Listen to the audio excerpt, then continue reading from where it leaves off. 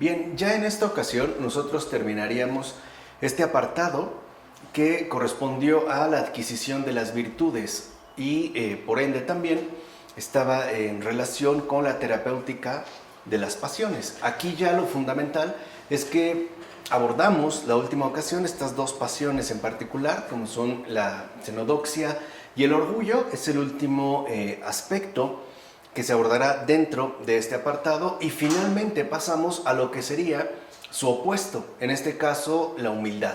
Y como iremos viendo, la humildad, recuerden que es una corona de gloria, como los padres también le suelen llamar, y nos coloca justo en la cima misma ya de la adquisición de las virtudes. De hecho, toda la terapéutica de las pasiones apunta, a final de cuentas, al acceso al que estamos llamados a llevar a cabo en relación con la humildad. Por eso en esta ocasión el tema central es precisamente la humildad. Entonces, lo primero que vemos es que la humildad se opone tanto a la xenodoxia como al orgullo. O sea, la humildad, digamos, se opone a estas dos pasiones, ¿no? Tanto a la xenodoxia como al orgullo. Y así como hay dos formas de orgullo, ya lo vimos la ocasión anterior, también se pueden distinguir dos formas de humildad correspondientes. Primero, la humildad en relación a los seres humanos y, en segundo lugar, la humildad en relación a Dios. De ahí pues que San Barzanufio aconseje lo siguiente. Dice San Barzanufio: humíllate no solo ante Dios, sino también ante los seres humanos, precisamente para poder contraponer o combatir estas dos formas que el orgullo asume en su respectivo despliegue.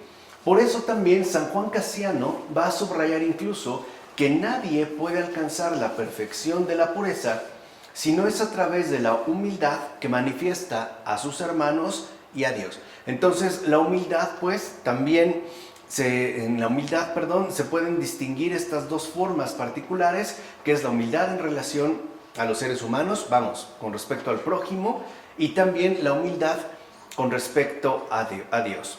Ahora, antes de presentar estas dos formas de humildad, lo primero es observar la humildad en general. O sea, digamos, lo fundamental aquí está en que podamos captar la humildad en general en su respectiva constitución, para que a continuación veamos en qué consistirían sus dos despliegues particulares. Entonces, el reconocimiento de la humildad en general es aquello que permite al ser humano reconocer sus límites, su debilidad, su impotencia y su respectiva ignorancia. Entonces, aquí lo que vemos es que la humildad en general remite de inmediato a un particular reconocimiento por parte, en efecto, del ser humano.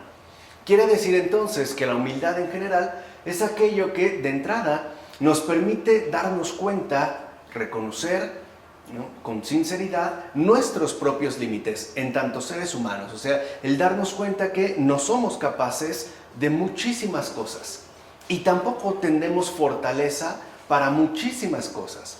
Así como por ende también no tendríamos, digamos, el poder suficiente para realizar otras tantas cosas que a lo mejor desearíamos o que nos gustaría mucho que se llevaran a cabo.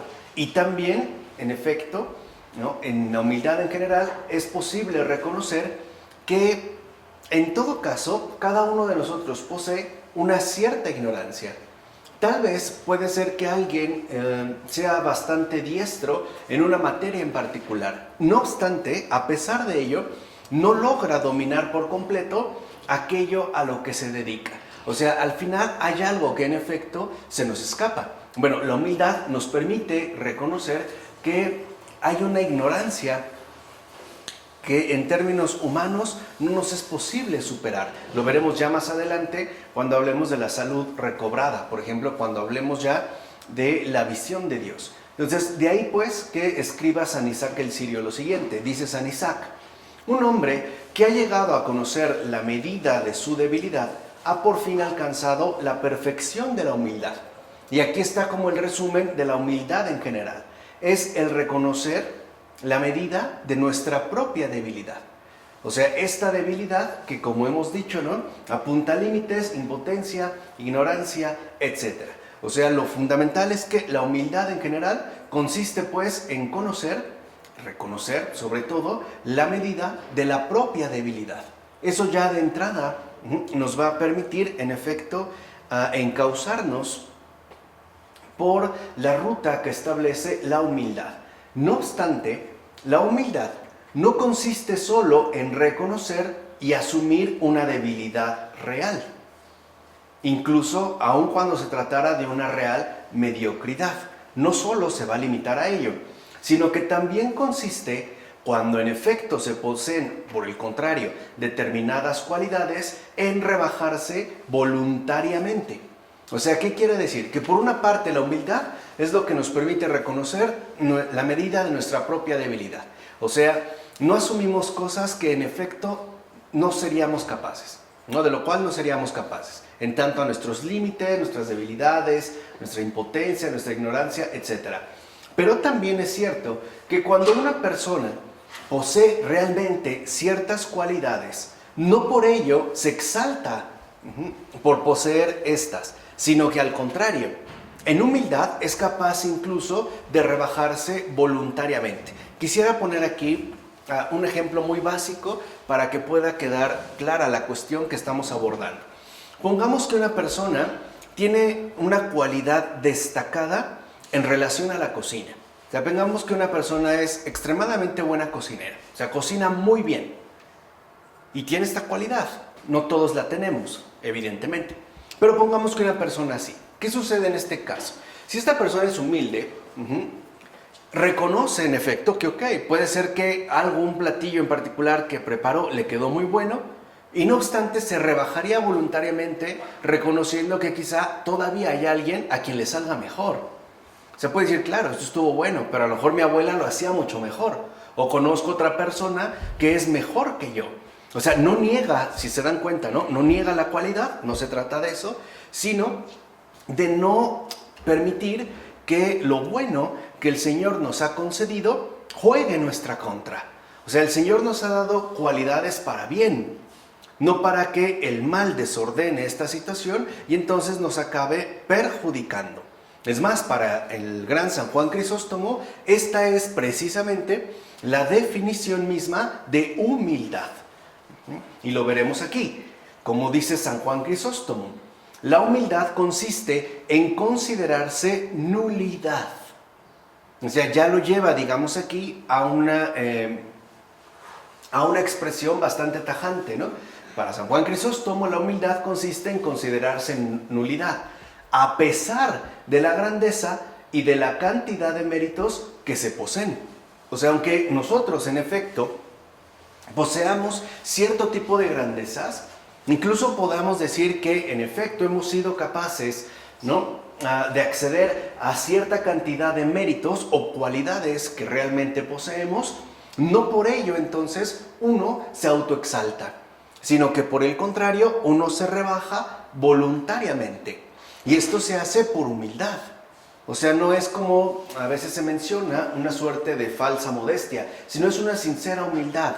Aquello que, aunque tengamos cualidades que destaquen, nos rebajamos voluntariamente y también sinceramente reconociendo que en lugar de nosotros tratar de hincharnos, ¿no?, o inflarnos en orgullo, por el contrario, lo que hacemos es tratar de mantenernos en la humildad. Por eso va a añadir San Juan Crisóstomo que la verdadera humildad consiste en rebajarse cuando se tienen ocasiones de elevarse. O sea, en no perder pues el recto rumbo que la humildad nos va revelando, ¿no? Es muy fácil a veces elevarse en base a las cualidades que poseemos. Por el contrario, como dice San Juan Crisóstomo, si nosotros tenemos a cierta ocasión o la posibilidad de elevarnos, de engrandecernos, basados en cierto tipo de cualidades o de grandezas que se nos han concedido, lo que se hace es justo lo contrario, intentar rebajarse lo más posible. Por ejemplo, lo que yo les decía, ¿no?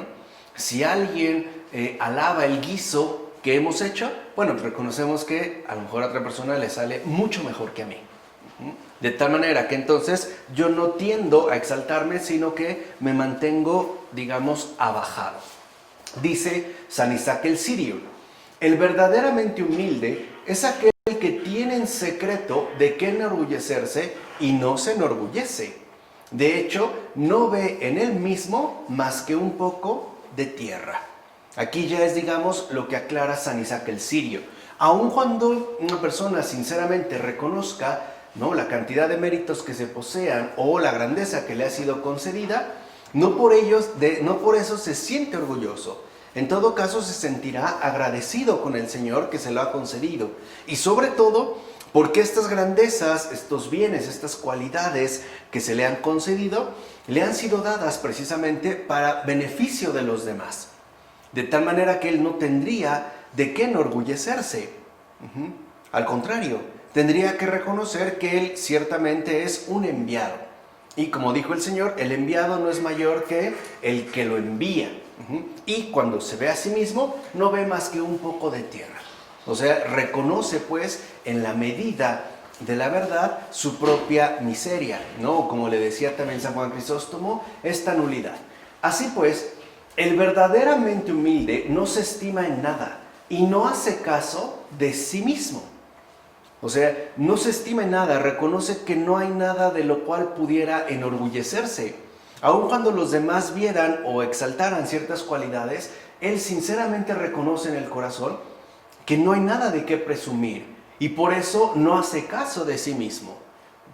O sea, no se toma pues como una referencia única.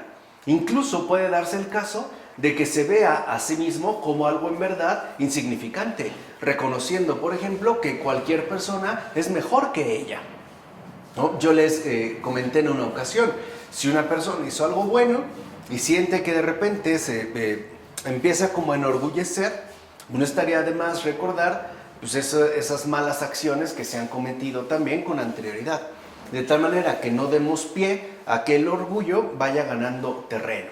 Entonces, como escribe San Isaac, el humilde se ve a sí mismo como un hombre despreciable. O sea, de hecho sí se consideraría, porque reconoce a la luz de la verdad su auténtica miseria. Se reconocería como un hombre despreciable. Y San Juan Clímaco dirá que la humildad es un abismo de desvalorización de uno mismo. Ahorita iremos aclarando más esto porque, como sabemos, hoy está muy en boga esto de la autoestima o tratar de mantener alta, ¿no?, elevada la autoestima. Pero vamos a entender de qué manera o cuál es la forma en la cual uno se puede mantener en el orden de lo correcto, ¿no? De ahí que esta sería entonces la definición más exacta de la humildad en general. O sea, la definición más exacta de la humildad en general es la que nos aporta San Juan Clímaco, cuando dice que la humildad es un abismo de desvalorización de uno mismo. Fíjense, no se trata de desvalorizar todo lo demás, sino al contrario. Se trata de un abismo de desvalorización de uno mismo, de tal manera que uno mismo ya no cuenta. Uno ya no se ve a sí mismo. Lo que cuenta incluso aquí, ¿no?, dentro de esta humildad es, en primer lugar, Dios, en segundo lugar, el prójimo, y hasta el último queda uno, ¿no? Quedaría, digamos, el yo. En consecuencia, puede decirse entonces que la humildad se caracteriza por un real desapego de uno mismo en todo. Es lo que menciona San Juan Casiano, ese desapego de uno mismo. Si, por ejemplo, yo afirmo tal o cual cosa y estoy completamente convencido de ello, no me quedo encerrado en esta afirmación, sino que me desapego de mí. De tal manera entonces que yo quede literalmente expuesto a grandezas todavía mayores que las que yo pueda reconocer en mí mismo. Ahora, este desapego de uno mismo se traduce en, primero, una renuncia total a la propia voluntad, que es de hecho, ¿no?, el núcleo fundamental de lo que dijimos con respecto a la definición más exacta de la humildad en general que nos dio San Juan Clímaco. Si la humildad es un abismo de desvalorización de uno mismo, es entonces porque uno renuncia a la voluntad propia. Esa es la humildad. Uno ya, podemos decirlo así, ya no tiene una voluntad propia que impone. Ya no está aferrado, pues, a su propia voluntad. Eso es primero. Eso es lo que supondría una renuncia. Segundo, también se expresaría en la ausencia de confianza en uno mismo. Porque uno se considera literalmente, ¿no?, como una bajeza. ¿Cómo puedo confiar en lo más bajo que reconozco? Y tercero, en la firme desconfianza en el propio juicio.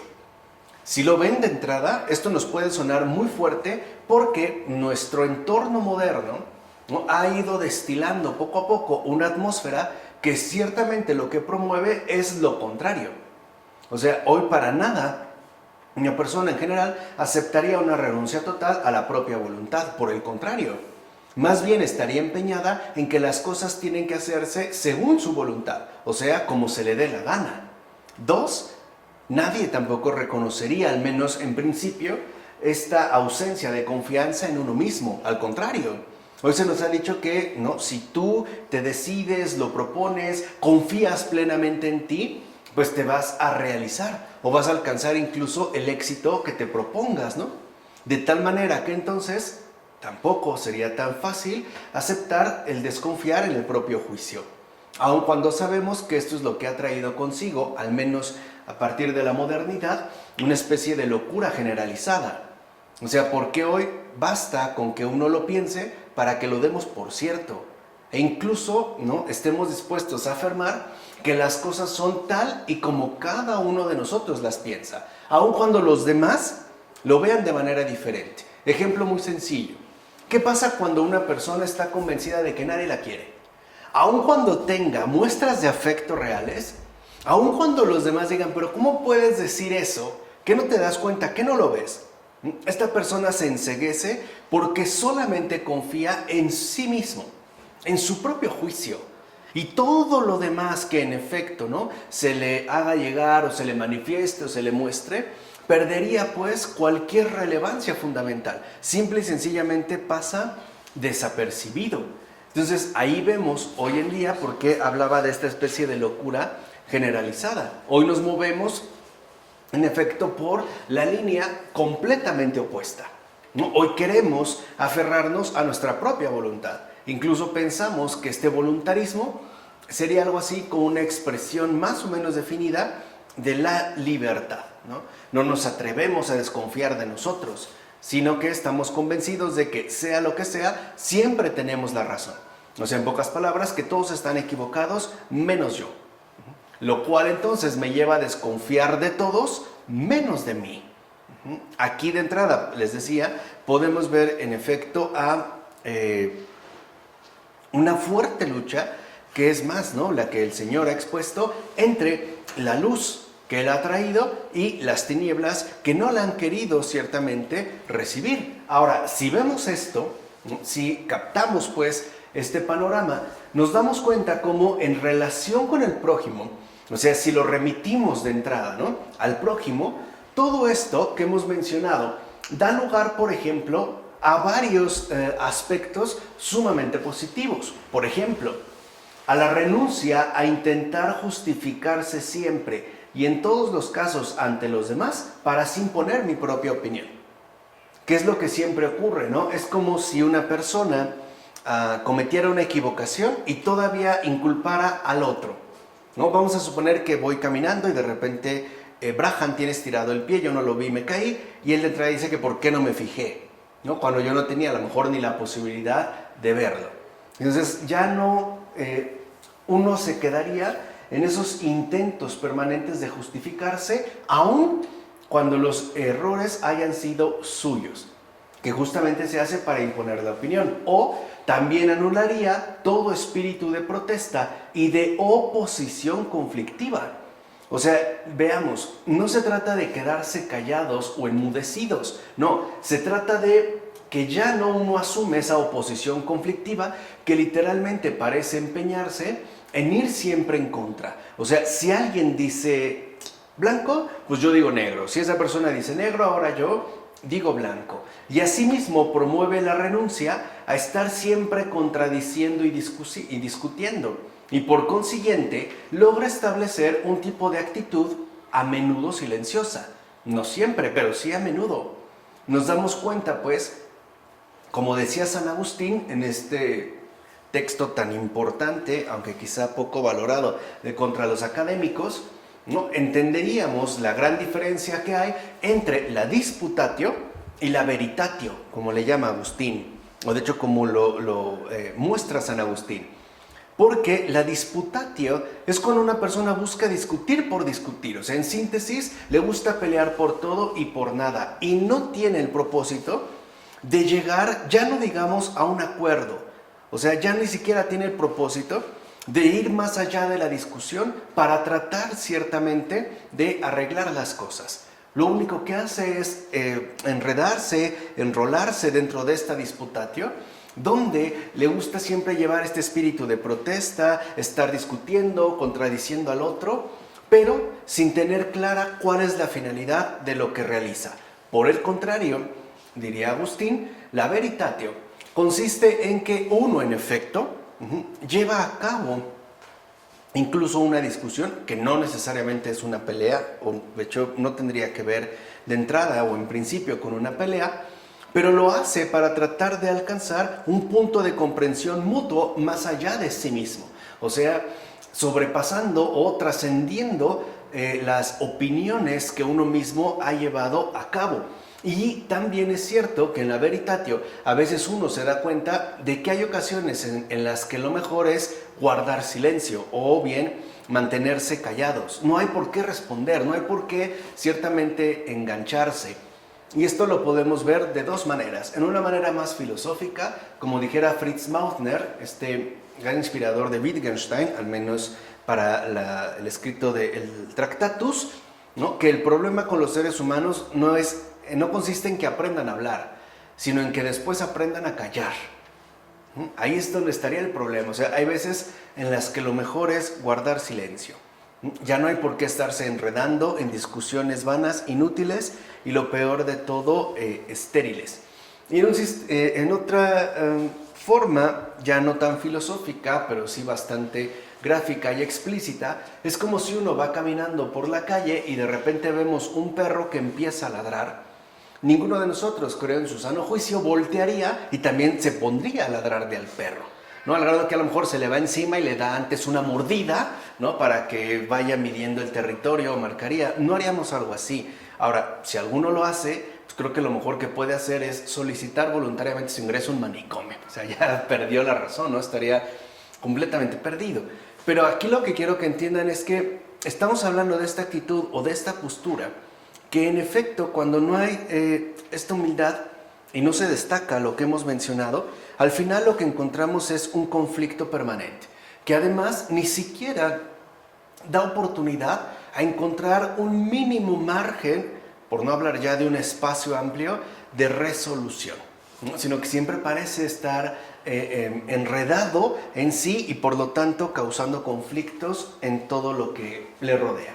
Ahora, de manera más específica todavía, en relación con el prójimo, además de lo que hemos mencionado, la humildad consiste, contrariamente a lo que ocurre en la primera forma de orgullo, en que no solo no se considera superior a los demás, sino que incluso llega a considerar a todos los demás superiores a sí mismo. O sea, aquí ya considera que el otro pues va primero. El otro sería en efecto más importante, que es también una línea que, por ejemplo, el filósofo Emmanuel Levinas va a destacar, ¿no? Primero va el otro, o como él resumía su postura ética en el después de usted. O sea, primero va el otro y por ende tiene una primacía, ¿no? Hay una relación, decía Levinas, asimétrica, donde el otro, en efecto, posee una superioridad de infinito, porque es la trascendencia misma que me apela en el rostro vulnerable y expuesto del otro. O sea, en pocas palabras, es una revelación de Dios, ¿no? Sería ahí la manifestación, pues, de Dios. Entonces, aquí vemos que no solo se niega como alguien superior a los demás, sino que da un paso más allá y llega a considerar a todos los demás superiores a sí mismo. De hecho, esta es la enseñanza de San Pablo cuando dice en la carta a los Filipenses capítulo 2, versículo 3, que la humildad os haga considerar a los demás por encima de vosotros mismos. A esto es justamente a lo que se refiere. O sea, si lo ven, no se trata de que uno se ponga de tapete. No, ese es el punto. El punto está en la posición que estamos asumiendo en relación con los demás. Por eso San Basilio dirá que la humildad consiste en considerar a los otros por encima de uno mismo. Por eso insisto, en Levinas el otro aparece siempre por encima de uno mismo, a tal grado de que él es el que me sujeta a mí, ¿no? Me define pues como sujeto en base a esta sujeción que es la responsabilidad ética. Y San Doroteo de Gaza dirá, al referirse a esta primera forma de humildad, que consiste en tener al hermano por más inteligente que uno mismo y superior en todo. Ahora, hagamos aquí un breve paréntesis. Esto nos puede parecer muy difícil, sobre todo por dos razones. La primera es porque estamos siempre basados en esta especie de ojo ciclopeo, ¿no? Esta especie de único ojo que despliega el yo para ver aquello que en efecto nosotros estamos enfocando, ¿no? Nosotros hacemos como una especie de efecto zoom, nos enfocamos en algo muy en particular. Y el punto está en que generalmente lo que enfocamos siempre va en perjuicio del otro. Vamos, lo que quiero decir es que tal parece que nosotros nos fijamos siempre en los defectos y en las fallas de los demás. Y esto nos liga con la segunda razón. ¿Por qué se da? Porque eso nos da elementos para poder rebajarle y entonces yo destacar o sobresalir. En pocas palabras, es una estrategia que el orgullo emplea para desvalorar al otro, ¿no? Sea quien sea, vamos, para siempre exagerar lo malo y no poner atención en lo bueno. Por eso, en efecto, aquí tanto San Basilio como San Doroteo de Gaza insisten en esta contemplación certera del otro en su misma realidad. O sea, no se trata de algo forzado, no algo que diga, pues sí es más inteligente que yo, pero incluso como con desprecio, sarcasmo o burla, ¿no? Sino con una sinceridad transparente, ¿no? Por eso vemos, como afirma San Juan Crisóstomo, la verdadera humildad consiste en ceder a quienes están por debajo de nosotros y en preferir a quienes nos parecen inferiores a nosotros. Si reflexionamos, pensaremos que nadie es inferior a nosotros y entonces creeremos que todo el mundo nos sobrepasa, ¿no? Es pues esta actitud que nos coloca, insisto, en una posición ciertamente adecuada de humildad. Por su parte, San Juan Clímaco observa lo siguiente: si con un sentimiento profundo del corazón estimamos que nuestro prójimo es mejor que nosotros en todos los sentidos, es que la misericordia está cercana a nosotros. O sea que entonces aquí descubriríamos dos rasgos fundamentales. Primero, que la humildad destacará como una actitud arraigada, es decir, profunda en el corazón. De tal manera que incluso seremos capaces de estimar que nuestro prójimo, sea quien sea, es mejor que nosotros en todos los sentidos. Basta con un poquito de atención. Y esto entonces apelaría a la misericordia. Aquí veremos también, es lo que nos interesa destacar en gran medida, que humildad y misericordia son realmente muy, muy cercanas. Es más, la humildad es lo que nos permitiría un acceso, no quisiera decir directo, pero sí un acceso genuino, más bien, a la misericordia. Sin embargo, aun cuando nosotros asumiéramos esta actitud y lo hiciéramos de corazón, esta podría seguir siendo orgullosa si incluso considerando como superiores a los otros, ¿no? Considerando a los otros como superiores a nosotros mismos, siguiéramos teniéndonos a nosotros en calidad de grandes. Y eso es precisamente por tal tipo de actitud asumida. O sea, a lo mejor puedo considerar que el otro es muy bueno como yo, O sea, estaría tratando de equipararme en un nivel de grandeza, ¿no?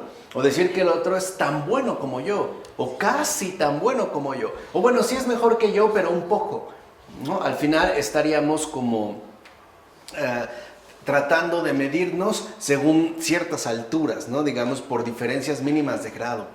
No es ello, porque no se trata de que uno asuma una postura de grandeza, sino una postura ciertamente de sinceridad, al menos desde la perspectiva de la humildad en general. Es más, en el grado más elevado de humildad, o sea, cuando uno realmente alcanza este grado más elevado de humildad, uno mismo, en tanto ser humano, se considerará incluso inferior a todos los seres de la naturaleza.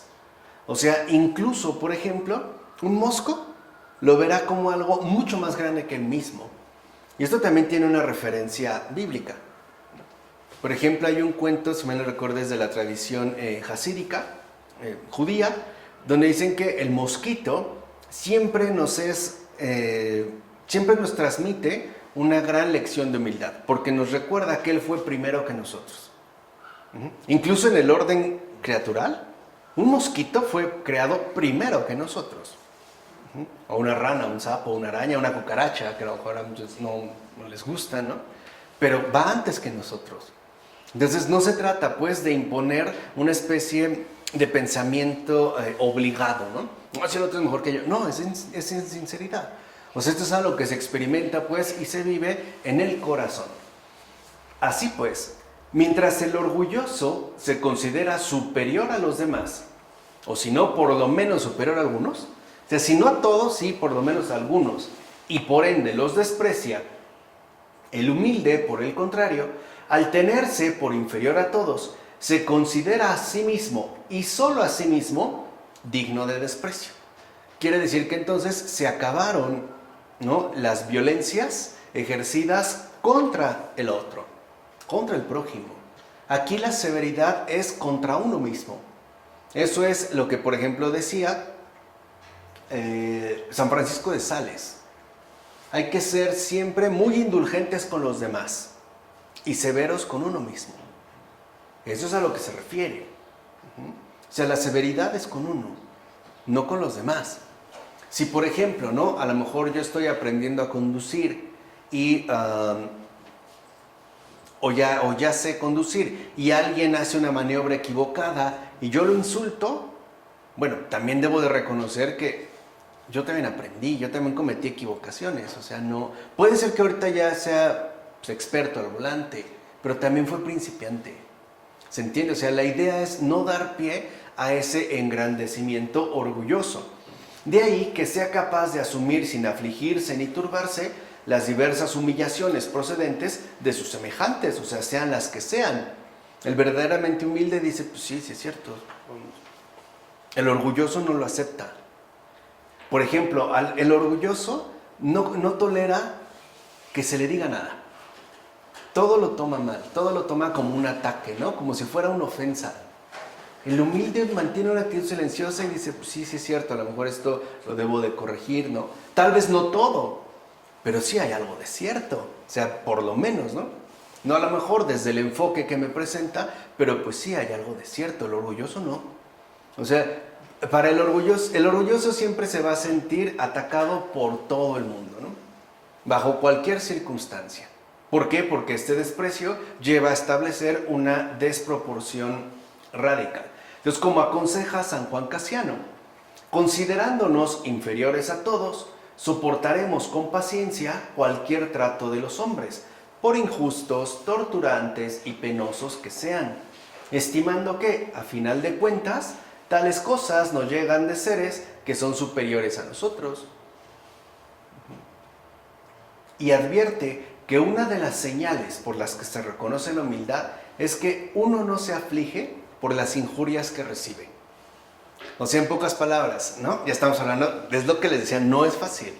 Y el primero que protesta es el orgullo, sobre todo el orgullo al estilo moderno, que como lo vimos ya en su momento desde Charles Taylor, llevamos más de 500 años formándolo. O sea, ya es algo pues que se ha hecho un hábito, ¿no?, en cada uno de nosotros, al menos en términos culturales amplios.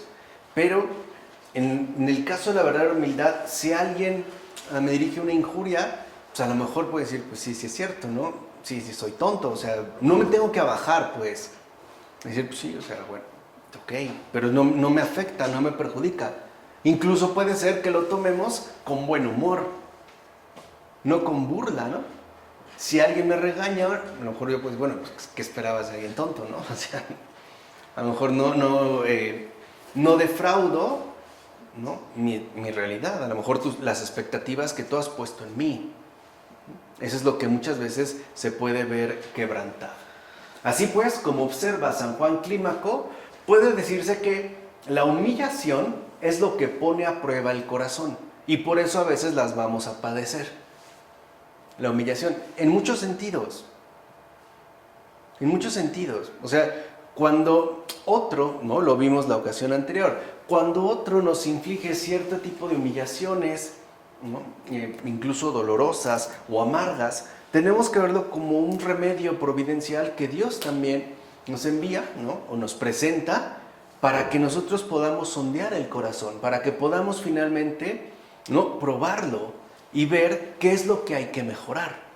Acuérdense que al final lo que importa es la salvación, no el mero bienestar en este mundo.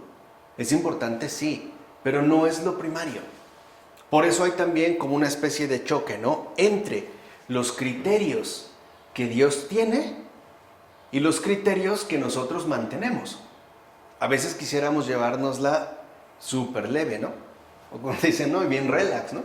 Y no. O sea, aparecen, ¿no? Como dificultades, humillaciones. Sí, pero el Señor lo va permitiendo para que nuestro corazón vaya también detectando en dónde hay que trabajar más. No es agradable, a nadie nos gusta, pero no es irrelevante. O sea, eso es lo que quiero que entiendan, ¿no? Eso es lo que va a afirmar Ratzinger, o va a ser una de sus grandes certezas compartidas para todos nosotros, y es: Dios no se equivoca. Y eso ya es ser humilde. A lo mejor a veces a nosotros nos dan ganas como de darle lecciones a Dios, ¿no? Decirle: te equivocaste. O sea, si la verdad te equivocaste, ¿no? Yo creo que si tomaras 2, 3 asesorías conmigo, esto sería mucho mejor, ¿no? O sea, como que necesitas que te asesore, ¿no? Necesitas unos consejos, ¿no? Como que te equivocaste. No, Dios no se equivoca. Incluso podemos decir que a veces sus remedios son bien amargos. Ah, pero sí son efectivos. O sea, no van a lo tonto, no es un experimento. Y a veces pareciera incluso que el corazón lo aprieta, ¿no? Y sí lo aprieta.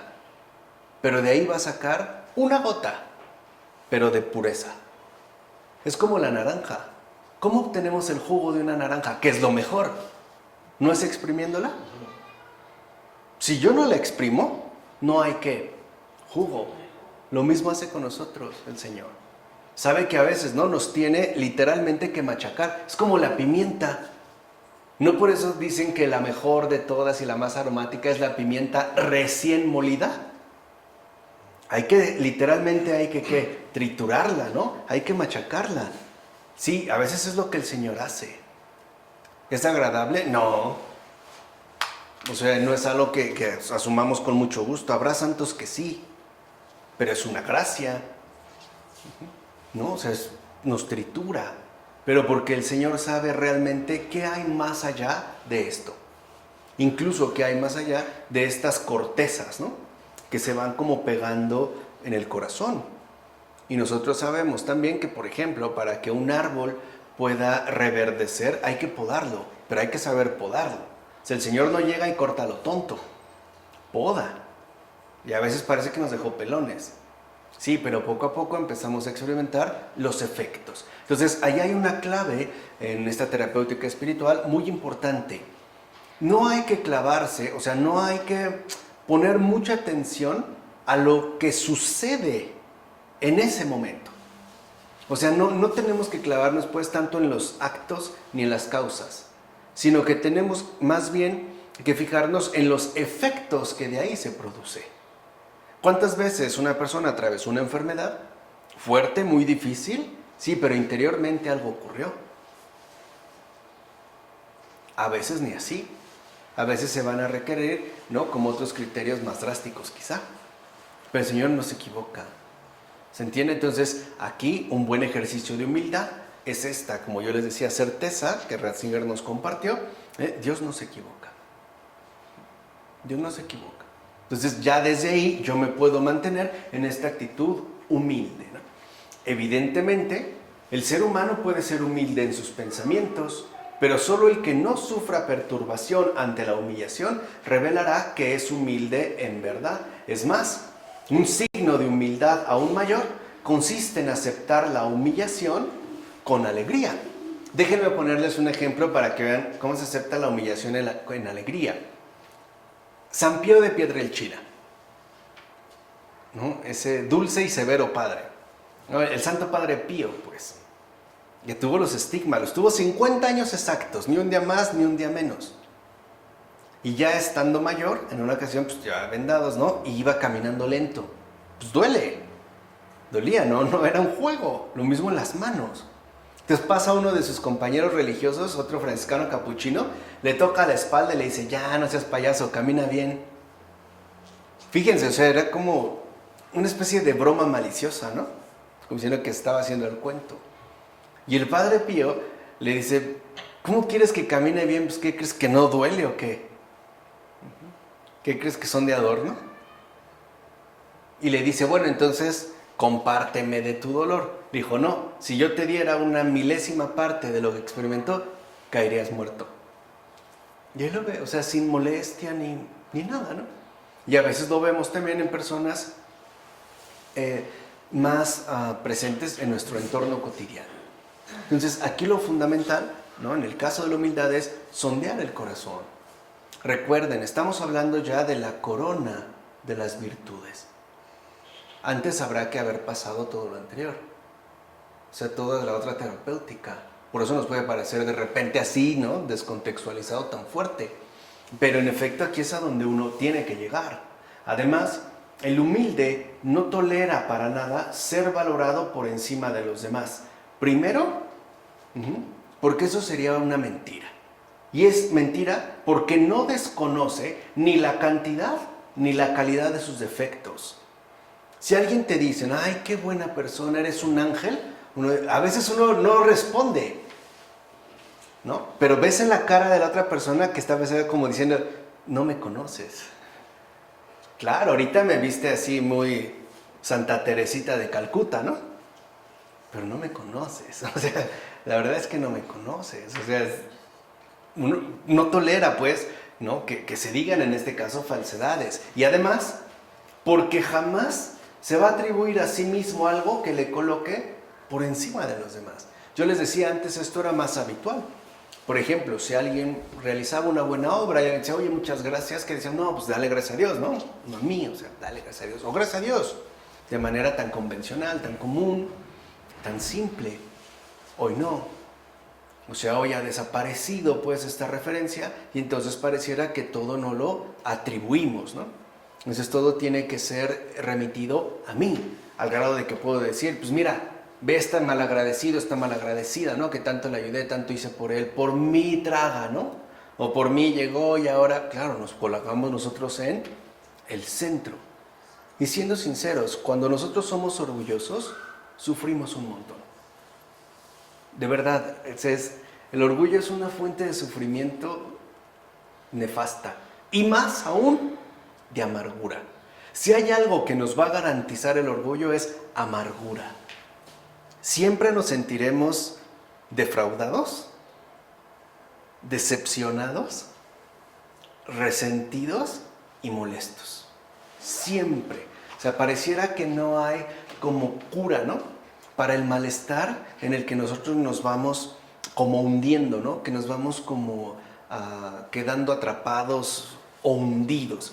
Entonces, aquí lo importante es que nosotros, reconozcamos también nuestras propias debilidades. Ok, hice algo bueno, pues sí. Es como yo les digo a mis niños, ¿no? De la escuela. Les digo, a ver, mis niños, no así se los planteo, pero de una manera más sencilla. Yo les digo, a ver, pues hay que ser sencillos, ¿no? No decirles humildes, pues con sencillez. Vamos, no te alabes, ¿no? Si hiciste algo bueno, pues la verdad puedes reconocer que te pudo haber quedado mejor.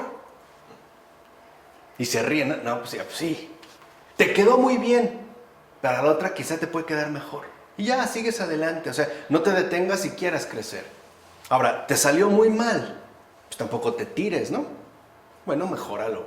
De aquí en adelante que vaya saliendo mejor. Ya te quedó bien, pues quizá te puede quedar todavía un poquito mejor, ¿no? El Semper Mayor de San Ignacio, ¿no? Aplicado a los jóvenes de bachillerato, ¿no? Del CCH Vallejo. Entonces, es importante aquí que nosotros entendamos cómo la humildad, en tanto la gran prueba del corazón, es lo que nos lleva a excluir cualquier atribución de superioridad a nosotros mismos. Y reconocer con sencillez también tanto nuestras capacidades como nuestras incapacidades. Por ejemplo, a lo mejor alguien llega y me solicita algo y no soy capaz de ello, pues reconocerlo, oye, la verdad yo no, pero conozco que alguien sí, ¿no? O yo sí me especializo en eso, pero sabes que hay alguien que es mejor en esto que yo, ¿no? De tal manera que uno no busque siempre como ponerse como el faro, ¿no?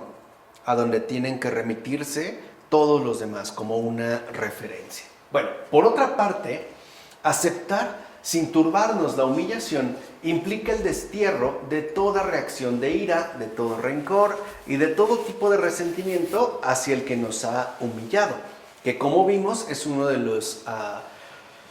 las consecuencias mucho más frecuentes del orgullo. Por eso San Juan Clímaco dirá que una de las propiedades curativas de la humildad consiste en la pérdida de toda irritabilidad. O sea, el humilde no deja pues que la caridad se desvanezca de su corazón. Y aquí vemos algo importante.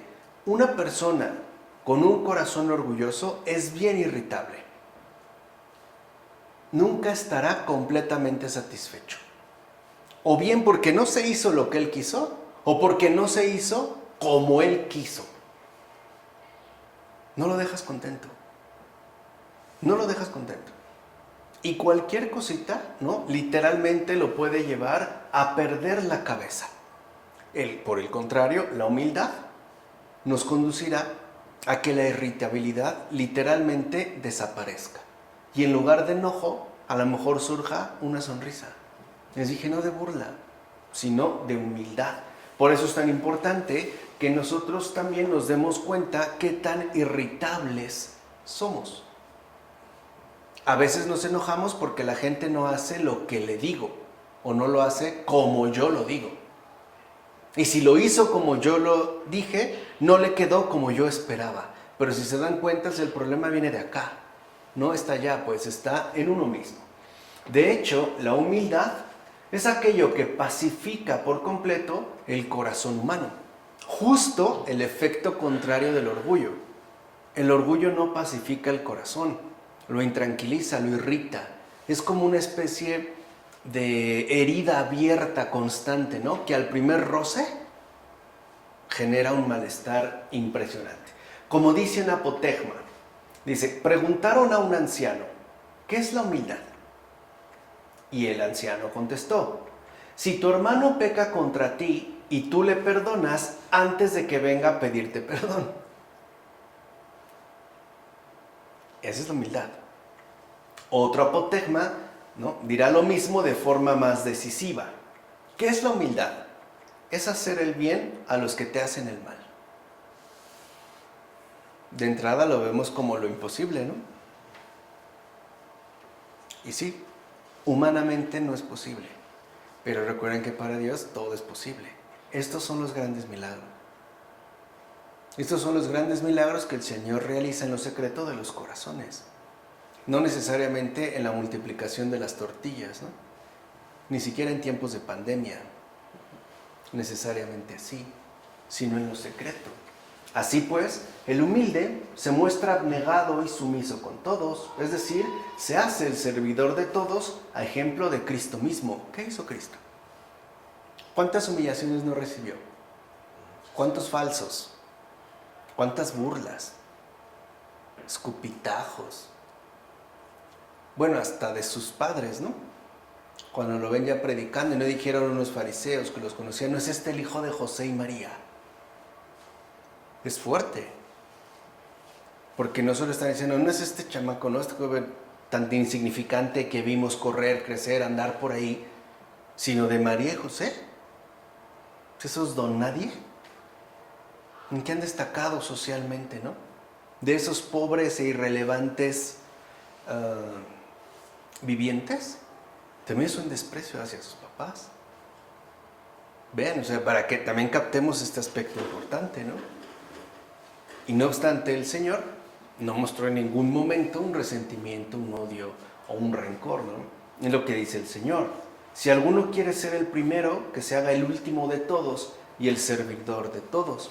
Es lo que dice Marcos, capítulo 9, 35. O bien, el que de vosotros quiera ser grande, que sea vuestro servidor. Y el que de vosotros quiera ser el primero, que sea esclavo de todos.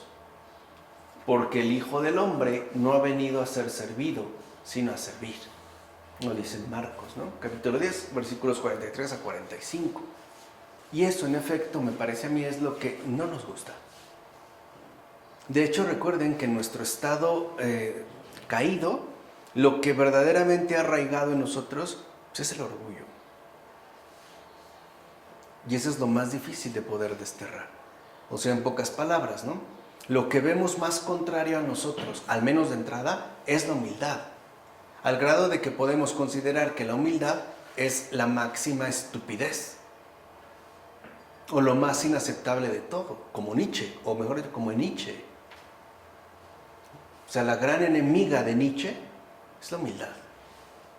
Por eso hay que transvalorizar absolutamente todo, ¿no? No podemos permitirnos eso. ¿Cómo?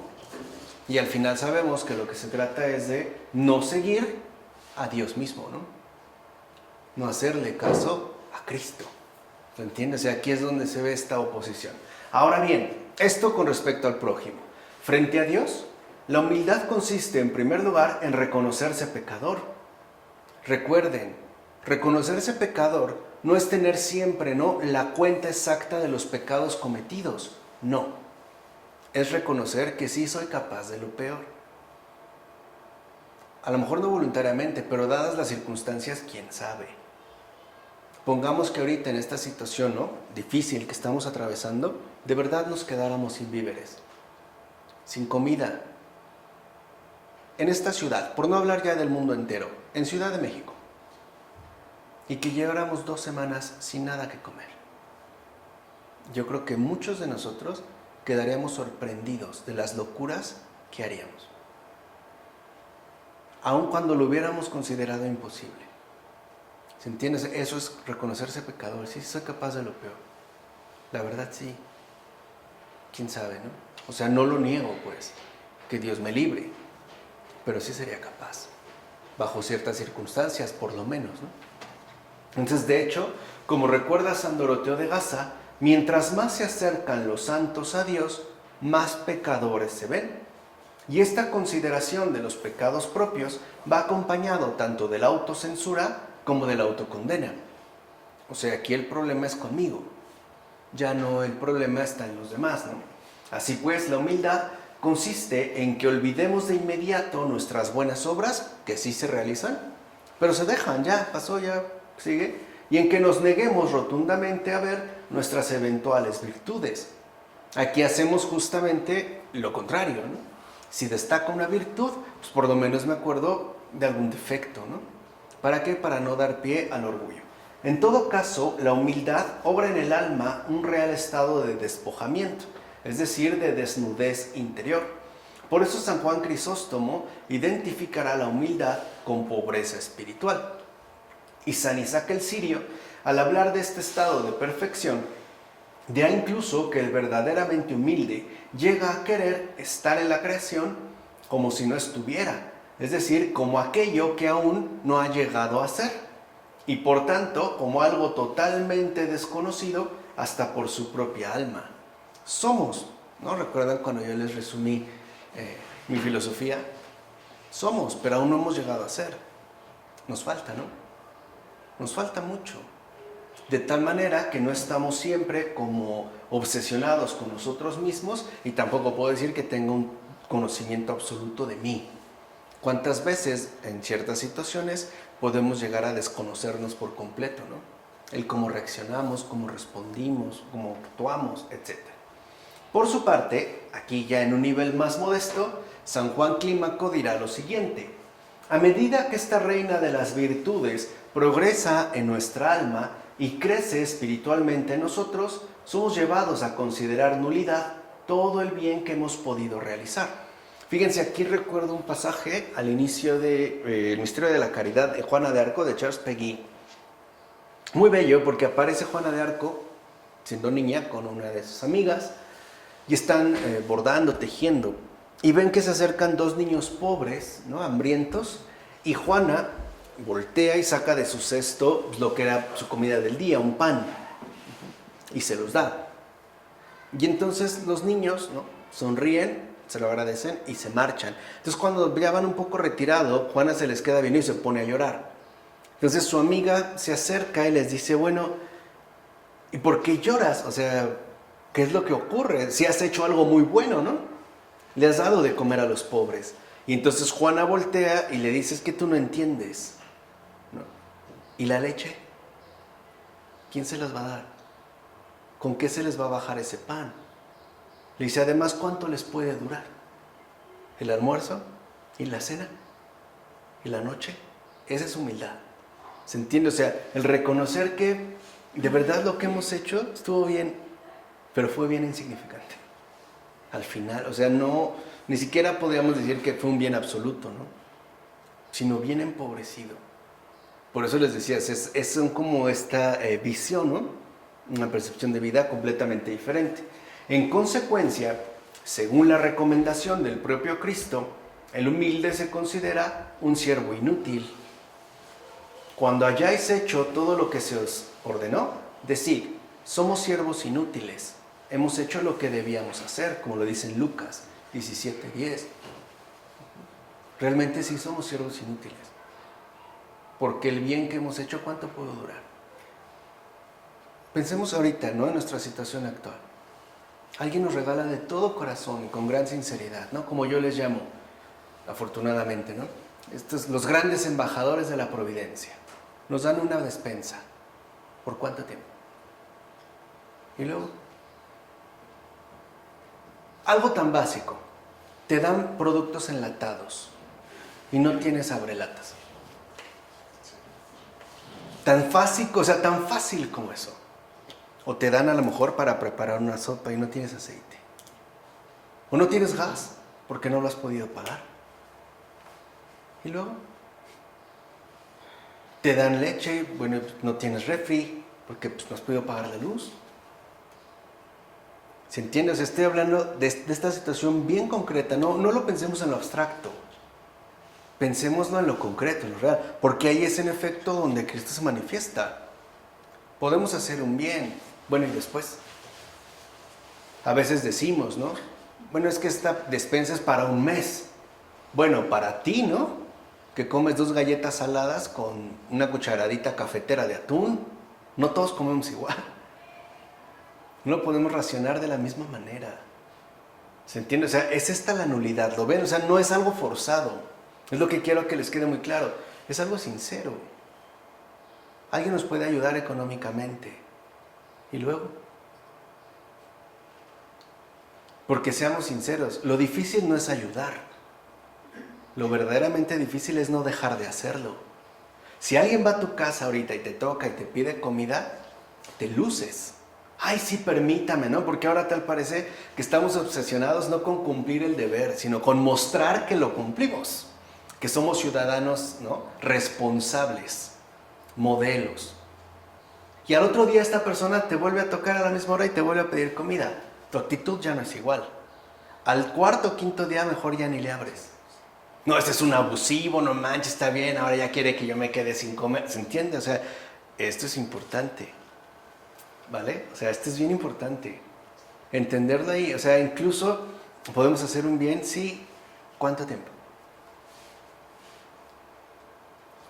¿No? No sé, el típico ejemplo mexicano de que alguien va y te pide una tacita de azúcar diario, te molesta. ¿Se entiende? O sea, este es como para ubicar en dónde estamos colocados. O sea, ¿desde dónde está hablando Jesús? Desde la verdad. Él es la verdad. Y eso es en efecto lo que Él nos va revelando. Por su parte, San Juan Casiano dirá que el humilde llega a despreciarse por no hacer nada bueno delante de Dios. ¿Qué le vamos a presumir? Vamos a suponer que Santa Rocío aquí presente presumiera su abnegación. Pero yo creo que si de repente se parara a su lado Santa Rita de Casia, que Santa Rocío diría, no, pues perdón, ¿no? Pásale. ¿Se entiende? O sea, y no es que neguemos, ¿no?, la santidad de Rocío, sino que podemos presumir. ¿Se entiende? O sea, ¿a poco le podríamos decir a Dios como Dios lo ha hecho, ¿no? Yo en este mundo hice llover sobre buenos y malos, sobre justos e injustos. ¿Quién sabe, no? Y no, quién sabe si fue del mismo modo siempre. Porque una cosa es ayudar y otra cosa es ayudar de mala gana. Son cosas distintas. La calidad de la ayuda se pierde. Y un poquito de orgullo echa a perder muchísimo bueno, muchísimo. Bueno, de ahí que el humilde considere que él no merece todos los bienes que posee, pues no es digno de ellos, y por ende reconoce que disfruta unos bienes más bien inmerecidos. Esto es lo que va a conducir a otra gran definición clásica de la humildad, de hecho, la más importante de todas. En efecto, la humildad es un reconocimiento de la gracia y la misericordia divina, como lo dice San Juan Clímaco. Es justo, ¿no?, un reconocimiento de la gracia y la misericordia divina. Lo anterior implica el reconocimiento de que sin la ayuda de Dios no habríamos podido, ni podremos jamás hacer algo bueno, que todos los bienes que tenemos proceden de Él y no se pueden atribuir a uno mismo, y que todo avance en el bien ha sido por la gracia de Dios. Por tanto, la humildad equivale a atribuir a Dios todo lo bueno que se tiene y todo el bien que se ha hecho, como dice San Doroteo de Gaza. Así es la perfecta humildad de los santos. O sea, ¿qué es lo que realmente hace un santo? Pues atribuye todo lo que tiene de bueno, todo lo que ha hecho de bueno, a Dios, no a sí mismo. No así, sino a Dios. Por eso aconseja San Barzanufio: si te ocurre algo bueno, debes reconocer que es un don gratuito de Dios, es decir, que te llega según su divina bondad.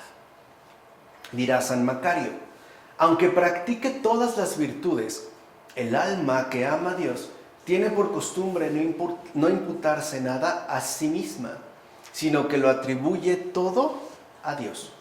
Pues todo lo que el ser humano tiene, todos los bienes aparentes por medio de los cuales puede cada uno hacer el bien, por ejemplo, la tierra y todo lo que hay en ella, el cuerpo y el alma mismos, todo es de Dios.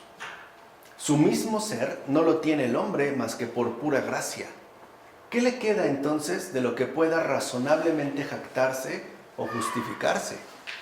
Sin embargo, Dios recibe de los hombres esta gracia inmensa, lo que más le complace de todo lo que nosotros le ofrecemos. Que el alma refiera únicamente a Dios todo lo bueno que ella puede hacer, todo el trabajo que se toma por Él, todo lo que comprende, todo lo que conoce, y que se lo atribuya todo a Él. ¿Qué es entonces lo que más le complace a Dios? Una alma humilde. Puede ser que haya una alma humilde que no haga grandes cosas o que no pueda hacer nada, de verdad no pueda. Pero Dios puede estar muy complacida en esa alma porque es humilde. Porque no está atrapada, ¿no?, en las fantasmagorías del orgullo. Por supuesto, la humildad aquí se muestra indisociable de la oración. En primer lugar, de la oración de petición, ya que el humano manifiesta a través de ella que no cuenta para nada con sus propias fuerzas. O sea, cuando nosotros le pedimos algo a Dios, ayúdame con esto, mira acá de aquí, ya es humildad. Porque esto ya de entrada implícitamente manifiesta que reconocemos nuestra debilidad, nuestra impotencia, nuestra incapacidad. O sea, es tanto como decirle, yo no puedo, tú sí. Ahí ya de entrada, en la de petición, ¿no? Entonces reconocemos impotente para realizar lo que se pide. Y por eso acude a Dios para alcanzar el bien deseado. Y asimismo reconoce que sin Dios no es capaz de conservar nada nuevo. Y si reza con perseverancia, tendrá además conciencia de que todo lo que recibe, lo recibe de Dios en respuesta a su plegaria, y no a causa de sus méritos o esfuerzos. O sea, lo que uno recibe es pues un don gratuito. Por eso también aquí hay que entender algo. Puede ser que yo le esté pidiendo algo a Dios y le pido, y nomás no lo recibo. Bueno, si no lo recibo, puede ser por dos razones. Bueno, habrá más, ¿no? Pero en general dos. La más importante de todo es porque eso que estoy pidiendo no es bueno para mí. Y puede haber varios motivos. Sobre todo interiores. Puede ser que no. A lo mejor yo le estoy pidiendo, no sé, una mansión de lujo en Malibú. No sé. No está mal. Pero quizá para mí sí. Porque podría llenarme de soberbia y arrogancia. ¿Entiendes? Me puede volver presumido. No sé, o sea, estoy hablando de cosas interiores, ¿no? En lo personal. Bueno, no en de mí, sino en general. En cada uno. No lo da. La otra es que no es malo para mí, pero no lo reconozco como un don gratuito. Es decir, supongo o llevo a pensar que me lo tiene que dar porque ya recé mucho. ¿Se entiende? Como si es algo que uno ganara. Oye, llevo años pidiéndotelo, meses, día y noche, ¿no? Ya te recé 50,000 rosarios y pues no, es que no es como una inversión. No estoy llenando un cochinito de ahorro. No. O sea, en pocas palabras, ¿qué falta? Humildad. Y el Señor lo deja para que en la oración sigamos trabajando en humildad, para que adquiramos esta humildad y para que no pensemos que se nos escuchó debido a lo mejor a todos los esfuerzos que hice para conseguirlo.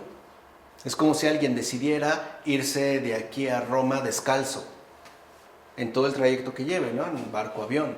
Entonces, porque hizo más esfuerzo, es como que Dios está más comprometido. No, entiendan, o sea, la oración no es obligación, es comunicación, es un espacio de libertad. Entonces lo que aquí va a destacar es la humildad. Por eso lo que vemos es lo que escribe San Máximo. La humildad es una oración continua con lágrimas y esfuerzo. Es una llamada de socorro lanzada sin cesar a Dios. Es algo constante en el corazón. Así pues, la humildad no permite que nos apoyemos imprudentemente en nuestro poder, capacidad o sabiduría, que es lo que el Señor en efecto va concediendo. El Señor nos dará las cosas cuando estemos en las mejores condiciones de aprovecharlas para bien, de darles el uso adecuado. Si no, bueno, pues habrá que crecer en ciertas virtudes. Dirá San Doroteo, está claro que el hombre humilde y piadoso, sabiendo que nada bueno puede hacerse en su alma sin el auxilio y la protección de Dios, jamás deja de invocarlo para que tenga misericordia de él. Y quien ruega a Dios sin cesar, conoce la fuente de cualquier obra buena que le sea dada a realizar. Atribuye pues a Dios toda obra buena y no deja de darle gracias y de invocarlo, temiendo que la pérdida de tal auxilio deje aparecer su debilidad e impotencia. De este modo la humildad le hace orar y la oración le vuelve humilde. Ahí está la clave de lo que les dije. A veces le podemos estar pidiendo algo a Dios y no lo concede. Y permite que nos tardemos en la oración, por así decirlo, ¿no? Pero eso es porque la oración nos vuelve humilde. Y en la medida en la que nos volvemos humildes, la misma humildad nos va a hacer ¿qué? Orar. De tal manera que a lo mejor cuando recibamos lo que hemos pedido, o una de dos, o realmente lo reconozco como un don gratuito y entonces lo agradezco, o bien ya no recibo lo que pedí, que me doy cuenta que no era necesario. Pero me hice más humilde, gracias a la oración. Pero la humildad también va acompañada, sobre todo, por la oración de acción de gracias, ¿no? Mencionamos en un primer momento la de petición, pero sobre todo por la oración de acción de gracias. Dicha acción de gracias describe la humildad en los siguientes términos. Se reconoce la superioridad de los demás. No se niega la propia inferioridad. No se disimula el estado de pecado ni la real impotencia para hacer el bien y conservarlo. Y sobre todo, se agradece que podamos reconocer a Dios como el único origen del bien que se posee y se llega a realizar. De ahí podemos decir entonces que las formas de adquirir la humildad casi se identifican con los medios aplicados para curar el alma de la xenodoxia y el orgullo. O sea, si realmente queremos curar tanto la xenodoxia como el orgullo, lo que necesitamos es la humildad. Y ya dijimos, la humildad combate las dos. Para empezar, los padres, fíjense, ¿no?, recomiendan lo siguiente, o sea, digamos, en señalamientos muy concretos, muy prácticos y muy accesibles. Por ejemplo, no prestar atención a las faltas del prójimo. Yo les había dicho en una ocasión, si tú destacas un defecto de alguien, por lo menos destaca dos cualidades, el doble. Si yo digo que fulano de tal es bien chismoso, por lo menos tengo que reconocer que, ok, es muy chismoso, pero sí es responsable y es puntual, por mencionar algo. Esto nos ayuda mucho a vencer la xenodoxia y el orgullo. 2, no juzgarlo. Dar muestras de caridad para con el prójimo en toda circunstancia. Y considerarlo siempre superior a uno mismo. Y sobre todo, considerarse inferior a él, quien quiera que sea. Y esto también, ¿no?, lo manejamos de manera bien cotidiana. Cuando llegamos a un lugar al mismo tiempo con otra persona y tenemos que cruzar una puerta, generalmente, ¿qué hacemos? Le doy el paso, ¿no? Digo, pásale, pásale. Le doy literalmente el ¿qué? El paso. Quiere decir que lo considero superior. Él iría ¿qué? Primero. Pero si alguien llega y hasta nos empuja y se pasa, molesta, ¿no? Lo veríamos como una arrogancia inaceptable. Ahí lo vemos, o sea, ni siquiera es algo que sea completamente ajeno a nuestra existencia ordinaria. Además, el que quiera ser humilde deberá disimular ante los otros y ante sí mismo sus propias cualidades y virtudes, reconocer sus debilidades, prestar mucha atención a sus propias faltas, recordar constantemente su estado de pecado y, por último, no dejar nunca de censurarse y reprocharse a sí mismo. Por ejemplo, alguien puede decir, mira, esta persona es bien chismosa. Y uno puede responder interiormente, ¿y tú? Como decimos aquí, a lo mejor tú no cantas tan mal las rancheras, ¿no? ¿Qué pasa contigo? Ay, es que eres bien metiche. ¿Y tú no te estás ya metiendo también en la vida de otra persona? ¿Se entiende? O sea, ese es como el reprocharse a sí mismo. Conviene además ejercitarse en soportar menosprecios, injurias y humillaciones de diversa índole, lo cual evidentemente implica renunciar a la propia voluntad para asumir el camino de la obediencia. La obediencia, de hecho, es un camino privilegiado para alcanzar la humildad. También las penas corporales y las dificultades de todo tipo contribuyen notablemente a la humildad. Entonces, a ver, cuando nosotros atravesemos en este mundo dificultades fuertes, de todo tipo, ¿no? Pero vamos, fuertes, lo primero que tenemos que hacer es preguntarle al Señor, ayúdame a realizar lo que esperas de mí. Ayúdame a no defraudarte, a que saque provecho de esta prueba, sea la que sea. Señor, que a través de esto salga lo mejor de mí. No permitas que vuelva a ganar lo peor de mí. ¿Se entiende? O sea, eso es lo primero. Y ya de ahí para adelante. Ya el Señor dirá, pero eso es lo primero que tenemos que hacer. ¿Vamos? Por supuesto, el alejamiento del mundo en términos de desapego, la no posesión, la sencillez en todos los ámbitos, así como la voluntad de ser ignorado, pasar desapercibido, ayudan también sobremanera para adquirir la humildad, que hoy es un duro problema con las redes sociales, ¿no? Siempre queremos followers, likes. Quiero ser influencer, ¿no? Quiero destacar, quiero tener miles y millones de seguidores. O sea, no quiero ser ignorado y mucho menos pasar desapercibido. Por eso, aunque haga mil y una estupidez, la tengo que subir a las redes sociales. Se tienen que viralizar, ¿no? Se tiene que hacer este video, se viralizó, se tiene que hacer viral. Y ahora que sí atravesamos algo viral, ya no nos gustó. Es extraño, ¿no? Bueno, y las virtudes que más ayudan a este propósito son la templanza, la mansedumbre, el silencio, el temor de Dios y la caridad.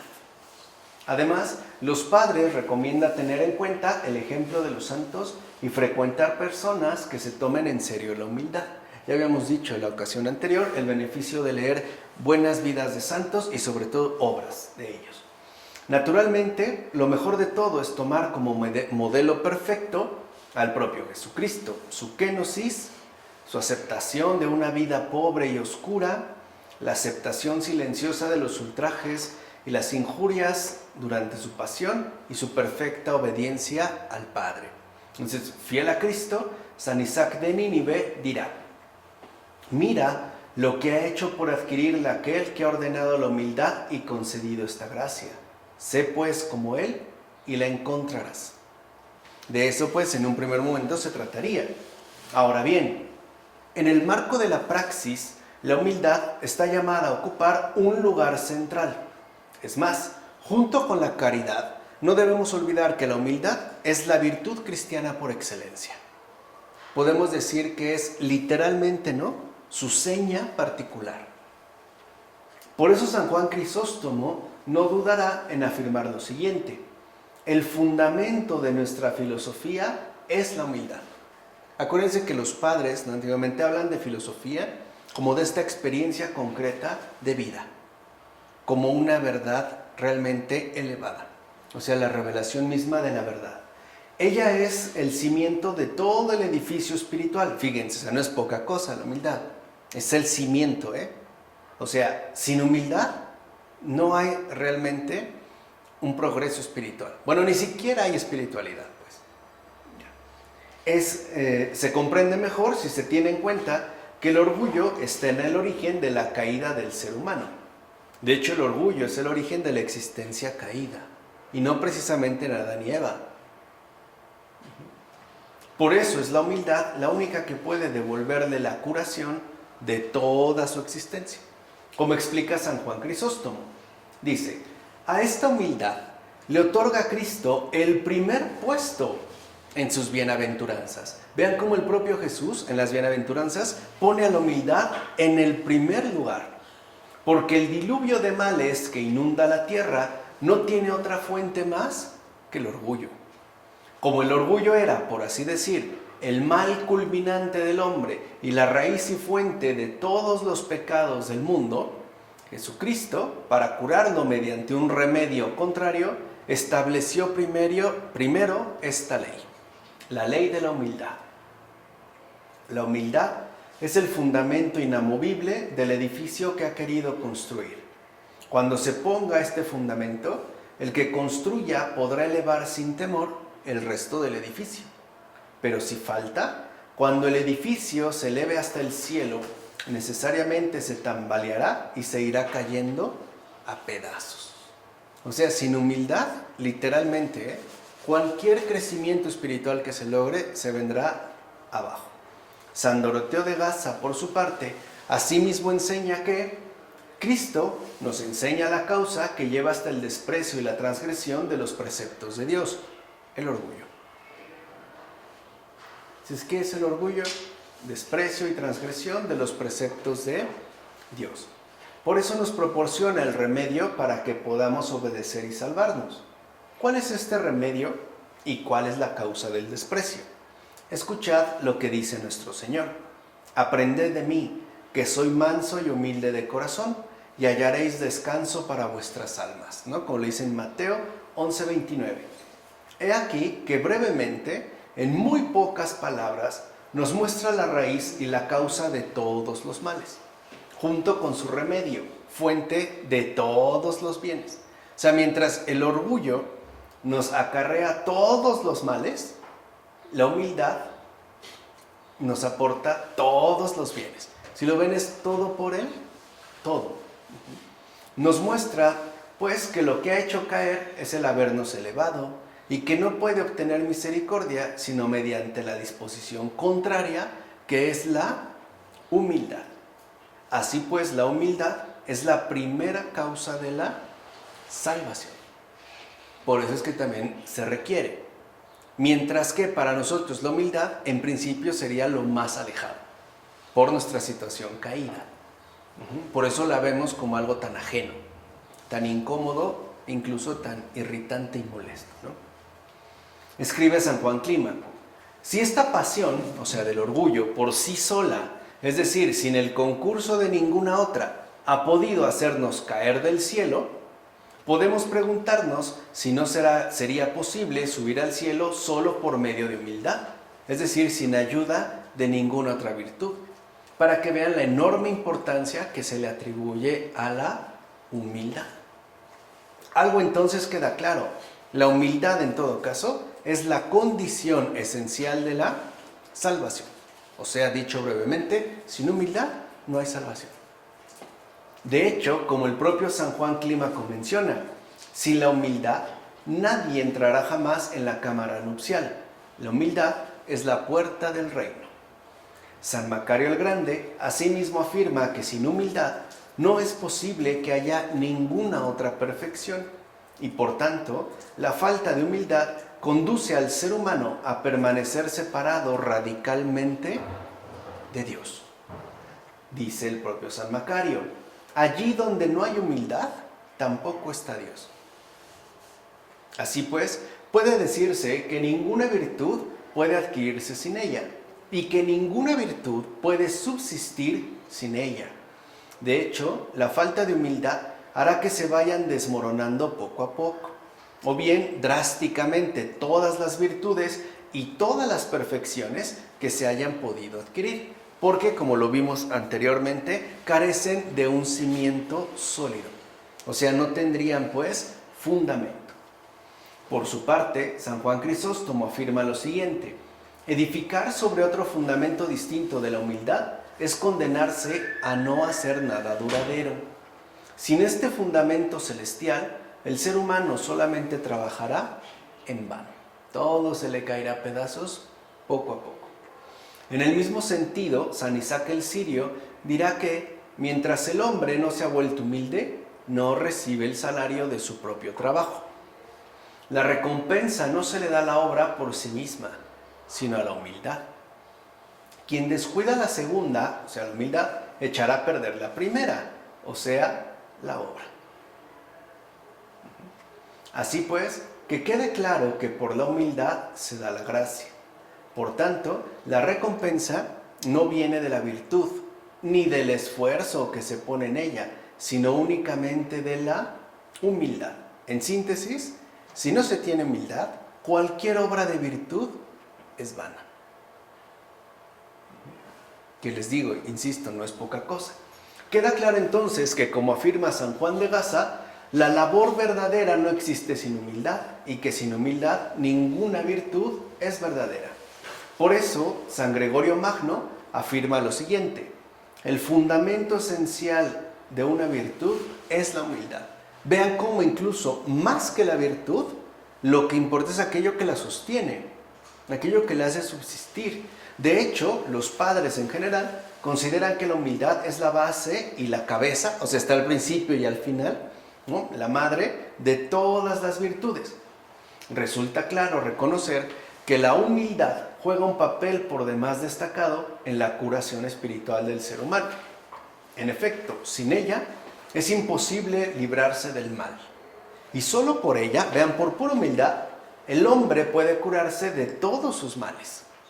Como le dice San Doroteo de Gasa, solo con humildad. No es casual que el propio Cristo nos haya dado este remedio principal para poder curar por completo nuestras enfermedades espirituales. Aquí está el remedio central. Digamos que de esto dependerá toda la curación de esto. La humildad, en efecto, permite obtener el perdón de todas las faltas y permite también llevar a cabo la entera purificación de todas las pasiones. De ahí que San Juan Clímaco escriba que el remedio contra todas las pasiones de las que hemos hablado sea la humildad. Quienes han obtenido esta virtud son los que han vencido todas las pasiones. O sea, digamos que ya están mucho más avanzados. De hecho, la humildad aparece como la única virtud que en verdad permite vencer al diablo y a los demonios en el combate espiritual, ya que esta es la única virtud que ellos son realmente incapaces de realizar. Fíjense qué llamativo, ¿no? Como cuenta un apotegma que un demonio dijo a San Macario. Fíjense, un demonio, ¿no? Está ahí, digamos, combatiendo con San Macario y el demonio le dice a él, a San Macario, todo, fíjense, todo lo que vosotros tenéis, nosotros también lo tenemos. O sea, también está hablando finalmente de virtudes.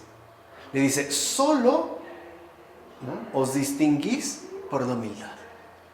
O sea, cualquier otra virtud, los demonios también la podrían realizar.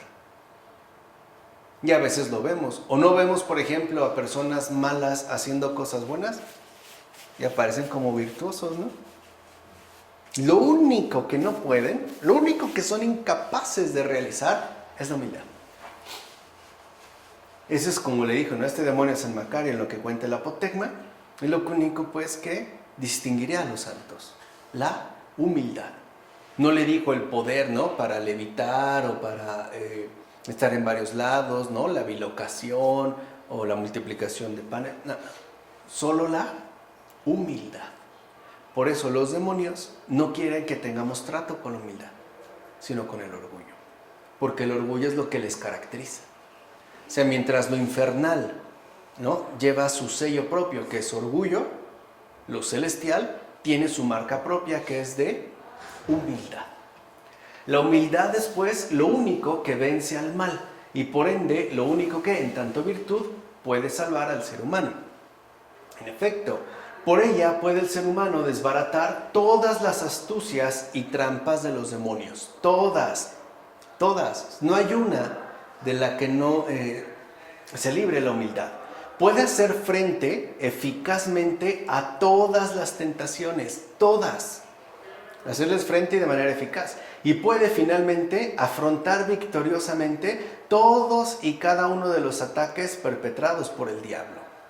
O sea, en pocas palabras, una verdadera humildad no puede ser vencida por un acto demoníaco. No puede. O sea, el demonio no puede con la humildad. Literalmente, no puede nada. Era cuando les dije, ¿no?, ¿recuerdan este contraste entre la Virgen María, la muy santa Madre de Dios, y San Miguel Arcángel? ¿No? Hasta la imagen lo vemos, ¿no? San Miguel Arcángel, que ha luchado, tiene la espada y lo ha vencido, ¿no? Y el demonio está ahí todavía como que vencido, pero todavía prendido, ¿no? Está excitado, pues, por el combate. Y ahí le queda un consuelo. Me ganó, pero también le di. ¿Se entiende? Es como a veces pasa, ¿no?, en las peleas callejeras, ¿no? Uno queda todo medio desfigurado de la cara, pero no se fue limpio, ¿no? También Dios es bueno, ¿no? Aunque lo vencieron. Es algo de orgullo. Bueno, con la Virgen María nunca está así. Porque con la Virgen María, si lo ven en las imágenes, apenas aparece ahí, ¿no?, en un piecito, lo está pisando y sin esfuerzo. Y ella, como si no pasara absolutamente, ¿qué? Nada, porque no puede nada. O sea, ni siquiera tiene la posibilidad de aventarse un tiro, pues, para acabar pronto. Con ella no, porque ella es la llena de gracia. O sea, es también pura humildad. No puede nada. Con San Miguel se puede pelear. Con la Virgen sabe que de entrada ya está vencido. Por eso huye. O sea, ni le busca, pues. O sea, ni siquiera se tiene que esforzar María para vencerlo. Ya está vencido. Porque la humildad es justamente lo que lo doblega por completo. Como dice un apotegma, si somos humildes, el Señor alejará de nosotros al enemigo y nos ayudará a guardar nuestra alma en todo momento.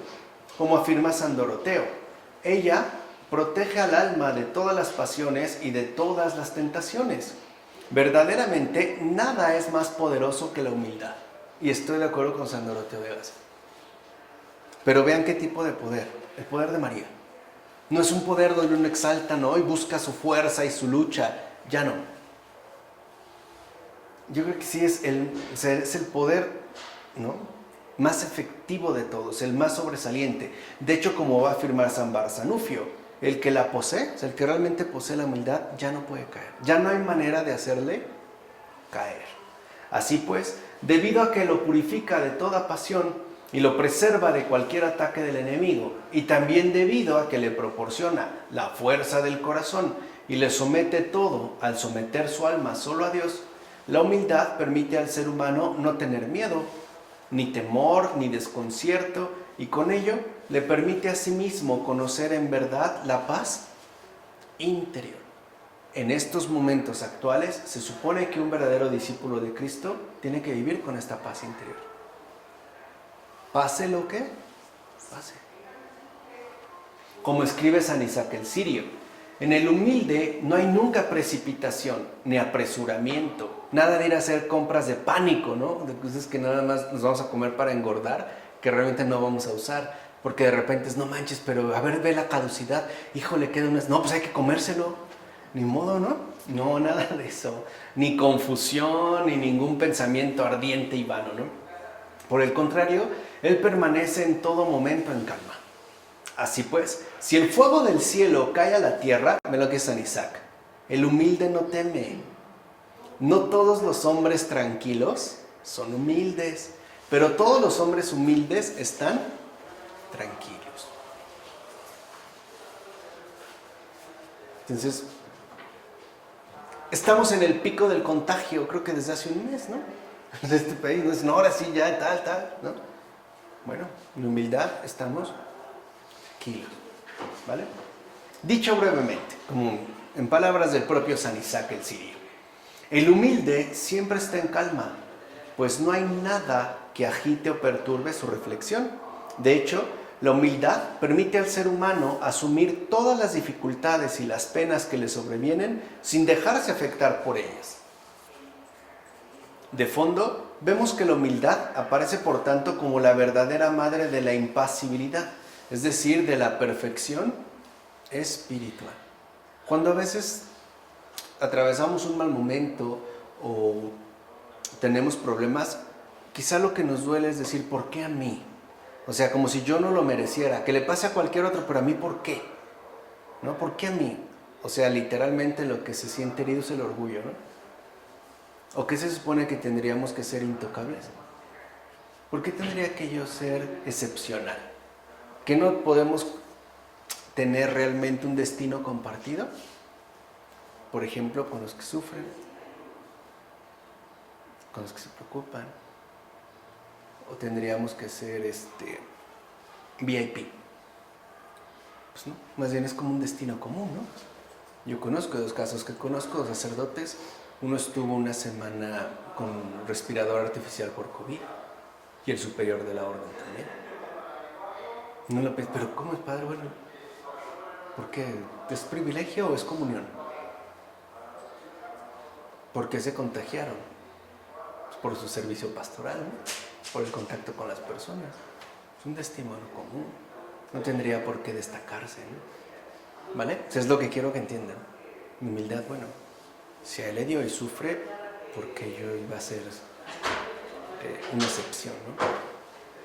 Bueno, la impasibilidad, ya lo veremos después, cabe mencionar, no es solo la ausencia de pasión, sino que también implica la posesión de todas las virtudes. Recuerden que esto es la gran diferencia entre la impasibilidad pagana y la impasibilidad cristiana. La impasibilidad pagana, en síntesis, se concentra en la ausencia de pasión, como imperturbabilidad, ¿no? Ataraxia, por ejemplo, en las escuelas helenísticas.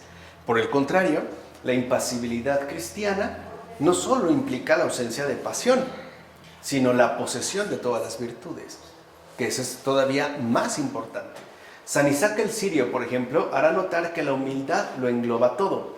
Por eso no es posible considerar humilde a cualquiera, pues la humildad perfecta es una virtud que solo los santos reciben cuando han cumplido su ascesis de vida. O sea, no es así de cualquier cosa, ¿no? Dicho de otra manera, la humildad no se le concede más que a aquellos que logran la perfección de la virtud por la fuerza de la gracia, como dice San Isaac de Nínive. La humildad es, por tanto, aquello que le permite recobrar al ser humano su naturaleza original. O sea, el humilde, pues, es el único que vuelve de nuevo a ser verdaderamente humano. Incluso la humildad, ¿no?, es el gran antídoto contra esta enfermedad grave que se llama inhumanidad. Si nos habíamos vuelto bien inhumanos, y también ahora entendemos por qué. Por falta de humildad. Como explica San Doroteo de Gaza, la humildad propicia que el ser humano se recupere y regrese a su estado natural. O sea, la humildad es la auténtica salud criatural y por ende la curación. Por eso la humildad aparecerá en los padres como la madre, la raíz, el alimento, el vínculo y la base de todos los bienes. Lo que dijimos antes, ¿no? Bueno, esto lo afirma San Juan Crisóstomo.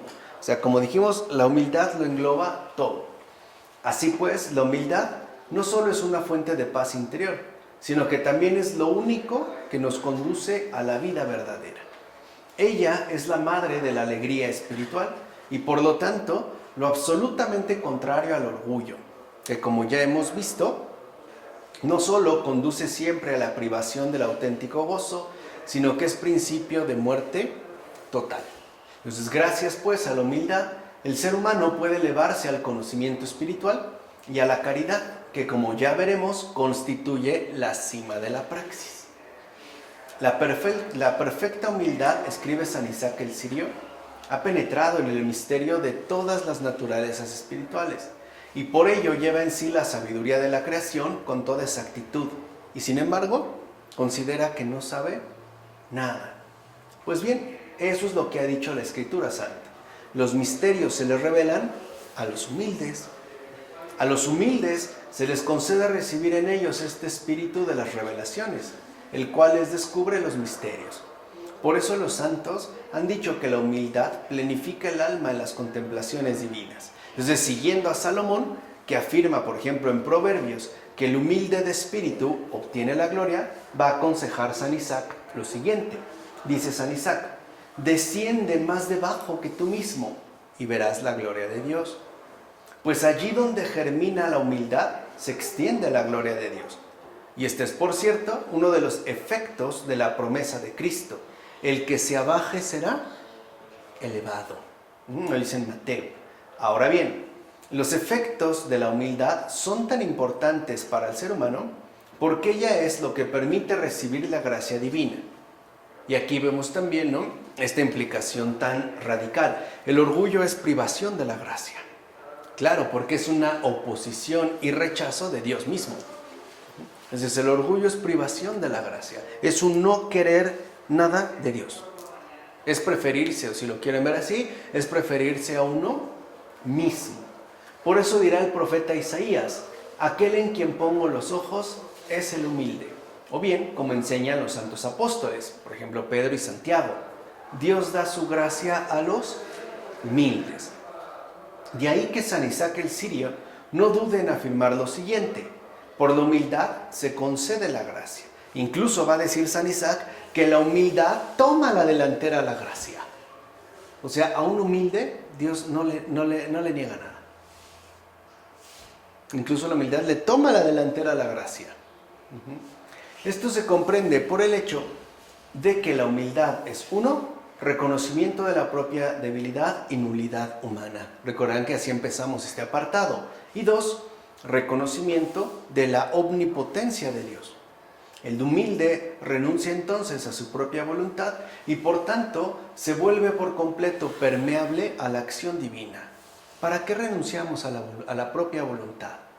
Para que Dios actúe en nosotros en todo. Para ser permeables a la acción divina. Para ser verdaderos receptores, pues, de su presencia. Al dejar de estar apegado a sí mismo, se abre entonces a la gracia y pide con su oración la prioridad de Dios sobre todo y sobre sí mismo. Escribe San Macario: aunque practique todas las virtudes, el alma que ama a Dios tiene por costumbre no imputarse nada a ella misma, sino que todo lo atribuye solo a Dios. Entonces Dios, a su vez, atento a la salud y a la rectitud de la inteligencia y del conocimiento de un alma semejante, se lo atribuye todo a ella. Es como alguien te dice: no, gracias a ti. ¿Y qué te responde el otro? No, a ti. Lo mismo Dios. Uno dice, Dios mío, gracias a ti. ¿Y qué responde Dios? No, a ti. Porque Dios es pura humildad. Me dice, ay, vaya, era lo menos que esperaba. No. Dice, gracias Dios mío. ¿Y Dios qué responde? Gracias a ti. Y hay que experimentar eso, ¿no? Estamos en un diálogo vivo. Vemos pues, ya con esto terminamos. No fue un poco largo porque no quise cortarlo para abordar ya la humildad. Que por esta última razón, la humildad, junto con la caridad, es aquello que más une al ser humano con Dios. La humildad es comunión entera con Dios. Esa es humildad. Y en efecto, a esto es a lo que estamos llamados. Ya la próxima ocasión nosotros pasaremos al último apartado de esta terapéutica de las enfermedades espirituales, que se titula La salud recobrada. Ya llegamos a lo último.